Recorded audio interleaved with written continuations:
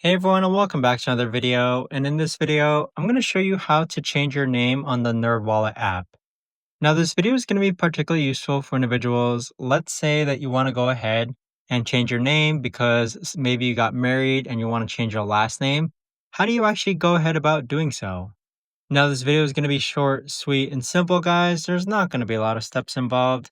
Now, in order to do this, what you're first going to do is log on to the NerdWallet app. Next, on the upper left-hand corner, you're going to click on the three lines.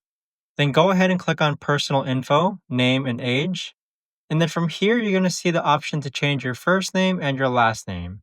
But that right there, guys, is the best and easiest way that I know of to actually go ahead and change your name on the NerdWallet app. If you guys know of a better or easier way to actually do this, let me know in the comments down below. I would love to know. Thanks so much for watching, everyone, and I'll see you guys all in the next video.